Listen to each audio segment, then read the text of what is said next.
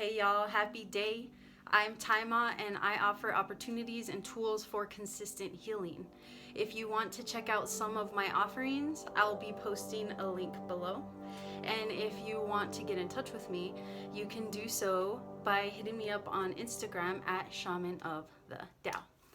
So I know that I said that this video was going to be about the receptive mode, but something came up, sort of like a theme of the week, and I feel it's important to address this, and then I will make a video about the receptive mode after this.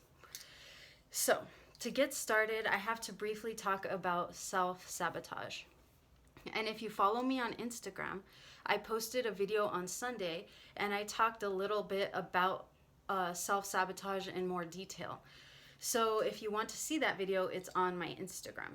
But in this video, I'll just go over an incredibly basic review about what self-sabotage is, and then I'll talk about a specific form of self-sabotage that could be relevant in your life right now with all the level of conflict that is surfacing, as well as the amount of discernment that is being required of everyone as we grow as individuals as well as collectively. What is self-sabotage? Self-sabotage is when you get in the way consciously or unconsciously of receiving what you've asked for. And it's also when you reject expansive opportunities that present themselves to you out of fear. Self-sabotage is born from the belief that we are not worthy of experiencing a good time, even though we are all born to experience whatever our hearts and minds can dream up. So when people say, get out of your own way, that's another way to say, stop freaking self-sabotaging. So here's the specific form of self-sabotaging that we can do on accident, out of a fight or flight reaction that may accidentally result in what I've been calling self-sabotage. So have you ever heard someone say, don't throw the baby out with the bathwater? Throwing the baby out with the bathwater can be a form of self-sabotage. It can be a fight or flight reaction, and it takes true reflection and maturity to see the difference between a lost cause or someone that is not workwithable and someone who is imperfect like every one of us, but is consciously walking their path, always takes accountability, and adds value to your experience and to your community's experience. So how do you know if someone is workwithable? This is where communication, even if it's uncomfortable, comes to play. If the person is workwithable, there's a chance that they're walking around with their fly down, like my friend Jay likes to say, and they just need someone to tell them, hey bro, your fly is down. If they are workwithable, aka willing to take accountability and change, they most likely don't know that their fly is down. They don't want to be walking around with their fly down, and they will immediately rectify or take steps to rectify when they realize that their fly is down. So what do I mean by fly is down? I mean when someone is doing something or behaving in a way that they are unaware of, that actually isn't in their best interest, and that is trespassing against others. But if they knew that they were doing that, they would stop and change. Some people can and do change. That's why it's not always appropriate to throw the baby out with the bathwater. We are all unaware at one point or another. We are all imperfect, and we are all on the same path to ascension. But sometimes we may not realize when we've crossed a boundary or when we have behaved inappropriately or hurt someone's feelings.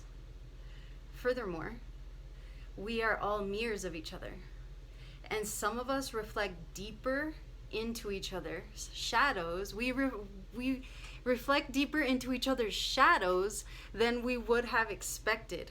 So, intimately connecting and relating with others will bring to the surface tendencies of fight or flight, your reaction and protection tendencies, as well as faces and facets of yourself that you have yet to be addressed for growth, or parts of yourself that you have pushed aside or under the rug.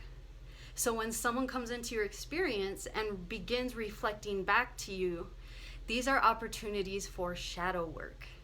A question to ask yourself about diving into shadow work in your circle of friends and family and lovers is, are the people, also known as mirrors, in my life safe?